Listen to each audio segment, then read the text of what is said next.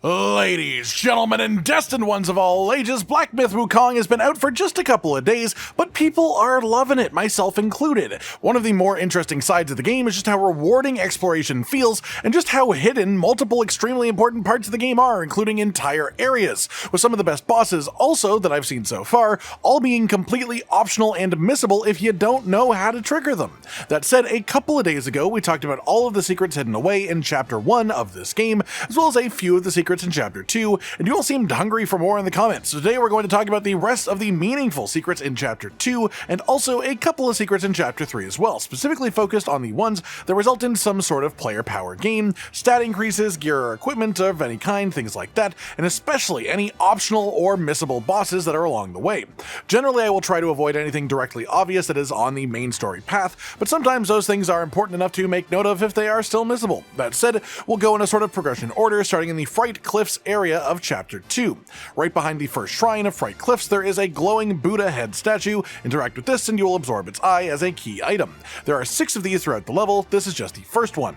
Second up, we have another pair of eyes. Head into the cave that is directly left of the shrine, and then up a ramp on your left as you are walking through here. You will hear some more chanting and find another Buddha with a glowing eye ready for you to collect in another stone head.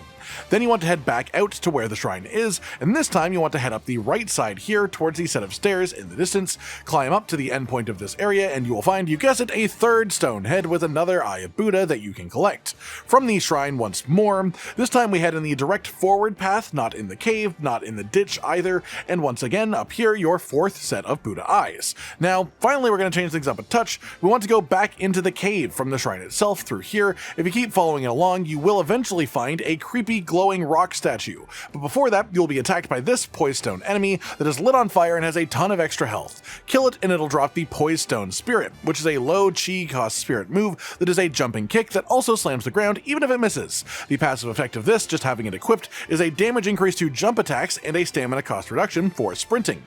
Back to the glowing crystal stone formation in the next room then. This is actually a full-on optional boss. Ta-da! Target it, smack it, and at certain health percentages it'll bring stone men to life within the room to fight you. Once you defeat it, a lot of the enemies in this specific part of the zone will stop actually coming to life, as it is the source of their power, and the main reward for this is actually tied to a missable NPC as well. Before that, however, just out of the dirt path right of the boss will be the 5th stone Buddha head housing another eye to pick up. Back to the Squall hideout shrine then. This time we're going to be heading forward, but this time through the lower route in the ditch. At the end of this ditch is the Man in Stone NPC. He claims to have been trapped and in need of your help, and the item that he's actually looking for is the one that you got drop from the Mother of Stone's optional boss. If you deliver this to him, he will, well, let's just say that you will end up fighting him afterwards, and if you win the fight, he will unlock a new transformation magic spell for you to rival the Flameglaive Wolf from earlier in the game, turning you into one of these stone guys, just knocking your face around, and you actually build up the might meter in this one from taking damage rather than dealing it, which is a really interesting use for this. It makes it really good for when you're being swarmed by lots of enemies, and the actual might spending move is also an AoE attack. The general damage of this one is pretty good, the poise break is great. The only real actual negative to it is that the range is quite short. Honestly, personally, I'm quite a fan of this transformation spell. 9th up then, the next shrine up in the Rockrest Shrine. The next and final Buddha statue is right in front of this, and you can take the eyes from it directly ahead on the left path beside the shrine. If you take the right path instead, it will instead lead up the stairs to the secret waterfall boss of Chapter 2, which we did talk about in the previous video. Now that you have the final Buddha eye though, the proper boss fight is right around the corner to the left from here, but you don't want to go in there just yet. If you run past this and through the spearbone enemy in front, you will find a destructible fence that you can just walk through, and behind that is a big open clearing with a drunken boar man NPC. Behind him though, by a tree in the distance, is a meditation point that you can use for a free spark. To interact with the boar man, you will need a sobering stone. This is a specific item, and you can actually buy this from the NPC mentioned earlier, the Man in Stone, or you can find it in another section of this region for free.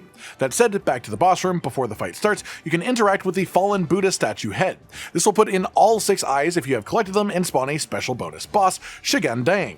This boss will fight the normal main progress boss too, the Stone Vanguard, and it's worth mentioning that you can spawn Shigandang even with the Stone Vanguard dead. It will just lose you out on some really cinematic stuff because he actually does a sick execute animation on the main boss once he has reached half health. Once the Stone Vanguard dies, however, Shigandang will turn against you and be a bonus boss fight himself. You still get all these stone Stone Vanguard rewards when it dies, so I generally recommend attacking Shigandang rather than the Stone Vanguard itself, so that it is on lower health by the time that it starts actually focusing on attacking you, specifically later in the fight.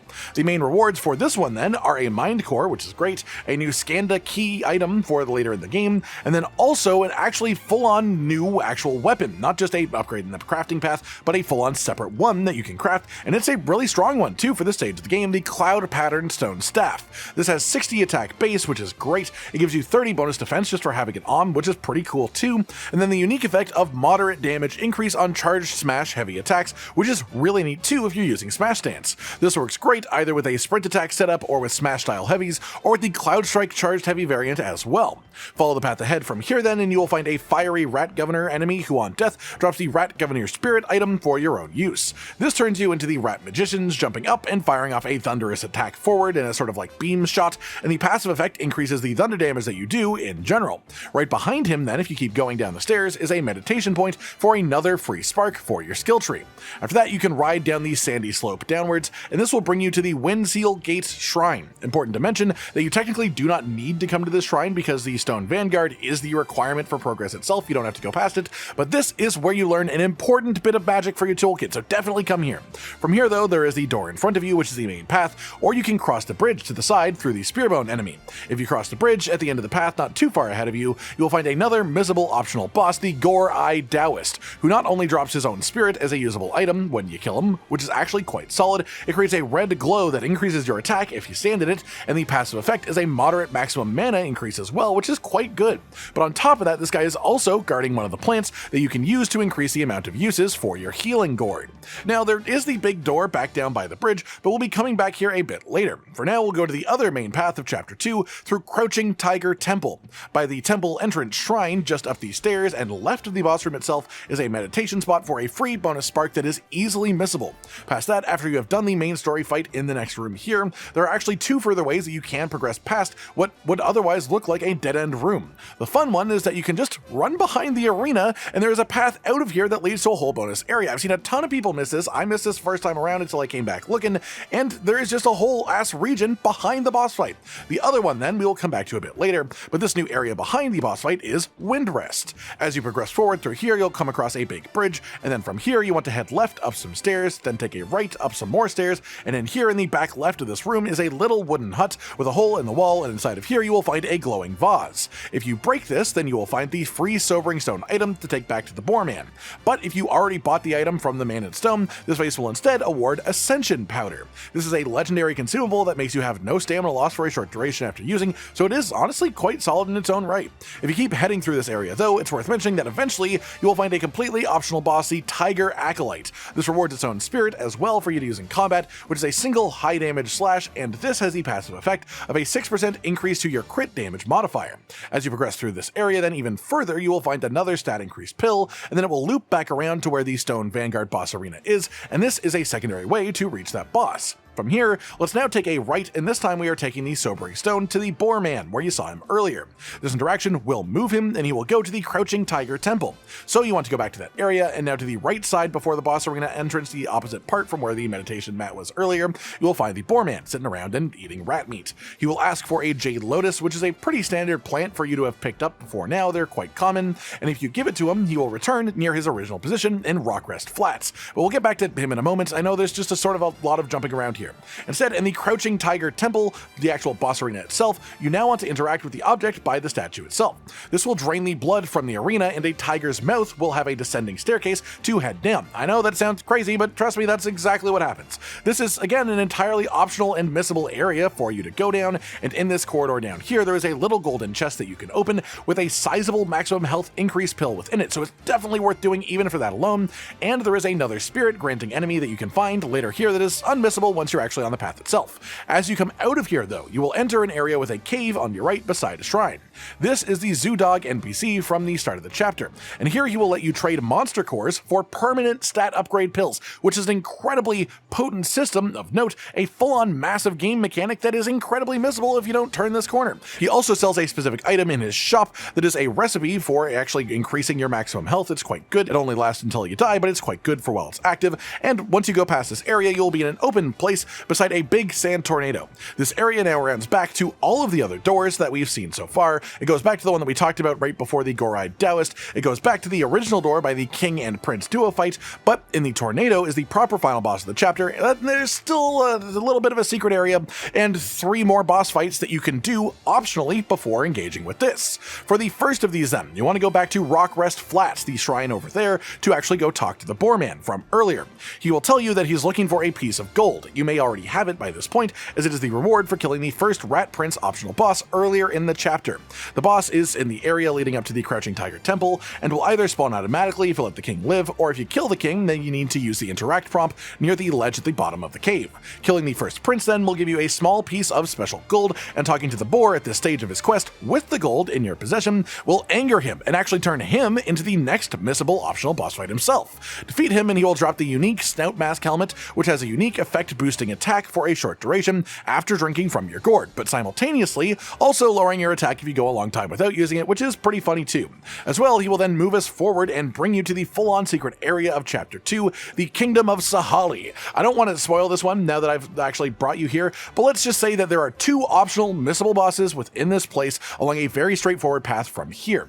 Both of them are sick, and it adds context to the story of Chapter 2 in general as well, and they're absolutely worth doing. The first boss here gives you the Tiger Tally Curio for increased attack on successive light attack combo hits. Right before initiating the second boss fight though, there is a chest in a nearby corner with a mind core in it that's worth pointing out, and the big reward that you get at the end of the proper boss here is the Wind Tamer Vessel. This makes you gain massive damage reduction after activation, as well as granting immunity to strong wind, which happens to be quite relevant to, let's just say, something else that happens after this point in the chapter. It also gives the passive effect of 2% bonus damage reduction just for having it on, and this also unlocks the ability to craft 3 pieces of the monastic insect armor set and the actual shrines, which has set bonuses including focus gain on medicine consumption, as well as duration increase on medicine too. That finishes off Chapter 2 then with the secret area, so let's just get our feet a little bit wet with the start of Chapter 3 and the first little tasty morsels of bonuses in here. The first main one then comes after the first boss encounter with the Macaque Chief. After this, you head up into an open courtyard behind a little archway, and the path forward is actually the staircase that is on your immediate left. Up here and then around down to the right and down the snow is the main path forward, but if you jump around like this, there is a hefty enemy at the side here by this gate that is entirely optional, and he has a bunch of little helpers too. He is fiery and extra healthy, so as you may have guessed, he drops his spirit as an item that you can use after you kill him, the Mounted Patroller Spirit.